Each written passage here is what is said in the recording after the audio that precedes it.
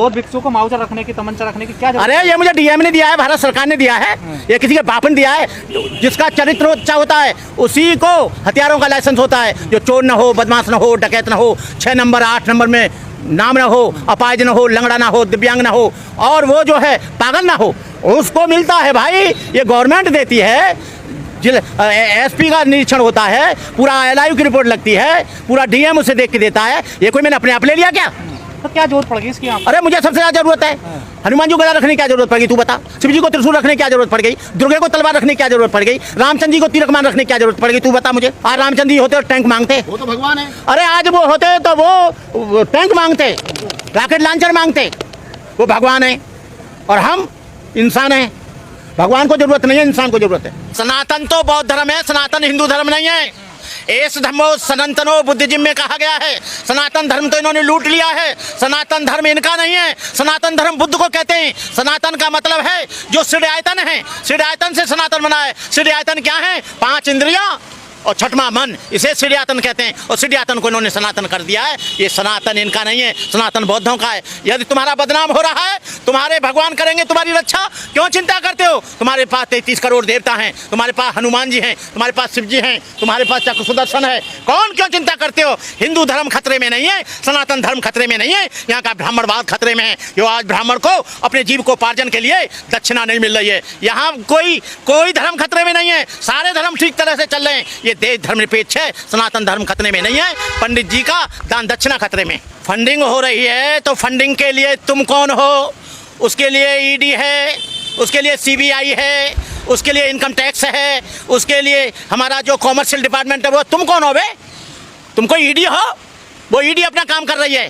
चाहे बाहर से फंडिंग हो रही है, चाहे अंदर से फंडिंग हो रही है, चाहे कहीं से ही फंडिंग हो रही है, हमको फंडिंग हो रही है। और तुम 10 करोड़ दे रहे हो आदमी को मारने के लिए, तुमको कहाँ से फंडिंग हो रही है? लो लंगोटी पहनकर और तिलक लगा के और नंग धड़ंगे घूम रहे हो, तुम पर 10 करोड़ रुपया कहाँ से आया? हमें बताओ।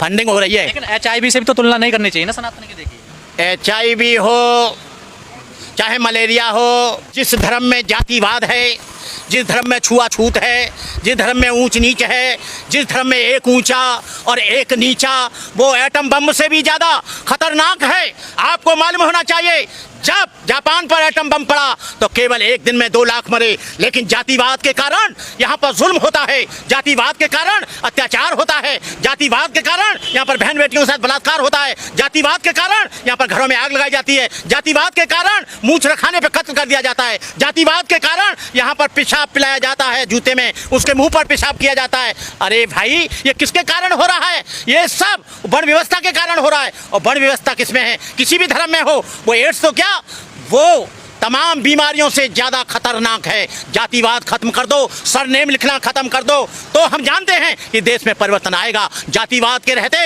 इस देश में कभी समता की कल्पना मत करना। जातिवाद के रहते हुए यहाँ पर न्याय की कल्पना मत करना। जातिवाद के रहते यहाँ स्वतंत्रता की कल्पना मत करना। यहाँ पर जातिवाद के रहते यहाँ पर एक आदमी ऊंचा, एक आदमी नीचा। यादव एक प्रोफेसर को बिहार में कुर्सी पर नहीं बैठने दिया गया। आपको मालूम होना चाहिए, यहाँ पर मेघवाल को मारा गया, यहाँ पर मनीषा वाल्मीकि के साथ बलात्कार हुआ, 4 लोगों ने गैंगरेप किया, तब वो उसका कुछ नहीं हुआ।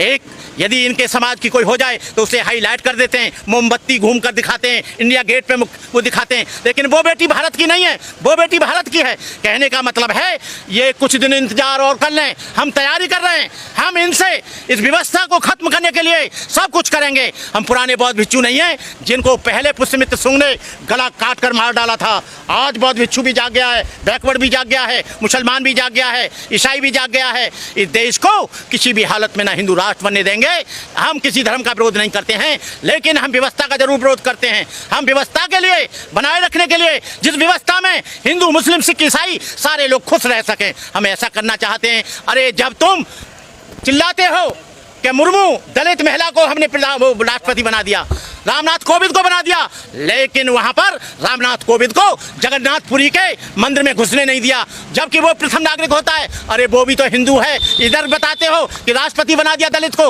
लेकिन दलित को मंदिर में जाने की इजाजत नहीं। मुर्मू को भी बना दिया, लेकिन मुर्मू को अभी यहाँ पर एक कार्यक्रम हुआ था, अभी इसका पार्लियामेंट का उद्घाटन, उसमें भी नहीं बुलाया गया। नए पार्लियामेंट एक मंदिर में गई थी, वहाँ पर भी नहीं जाने दिया। अच्छा, हम हिंदू इसलिए हैं कि हमसे तुम काम निकालो, लेकिन जब हमारे सम्मान की बात आए, जब हमको बराबर के अधिकार की बात आए, तब हम हिंदू नहीं रहते, तब हम बैकवर्ड हो जाते, शेड्यूल कास्ट हो जाते, नाई हो जाते, धानुक हो जाते, कहार हो जाते, लोहार हो जाते, कमार हो जाते, यादव हो जाते, कुर्मी हो जाते, संखवार हो जाते, अहरवार हो जाते, तब हम लोग हिंदू नहीं।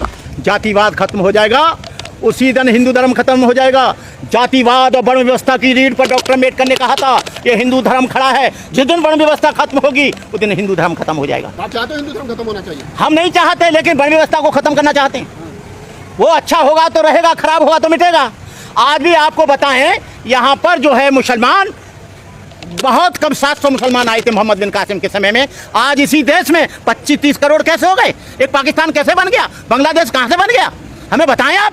वो सब वो रहे हैं जो हिंदू धर्म को छोड़कर आज ईसाई हो रहे हैं, मुसलमान हो रहे हैं, सिख हो रहे हैं, क्योंकि उनको वहाँ समता नहीं मिलती, उनको वहाँ भाईचारा नहीं मिलता। आप उदयनिधि स्टालिन और ए राजा की बात का समर्थन करते हो? हम पूरा समर्थन करते हैं, तन मन धन से समर्थन करते हैं। आपकी गर्दन की भी बोली लग जाएगी 2-4 करोड़? हमारी गर्दन की 2-4 करोड़ में लग जाए, 100 करोड़ में लग जाए, हम जीते जी, हमें कोई नहीं मारेगा। हम मावजा लटका के घूमते हैं। आप बौद्ध भिक्षु है, आतंकवादी मावजा लटका? हम बौद्ध भिक्षु हैं, लेकिन बौद्ध धर्म किसी की हत्या की इजाजत नहीं देता। उनमें और आप में क्या फर्क रह गया? हमें उनमें ये अंतर है, हम आत्मसम्मान के लिए कर रहे हैं, वो उस व्यवस्था को ऊंच नीच को कायम रखने के लिए कर रहे हैं।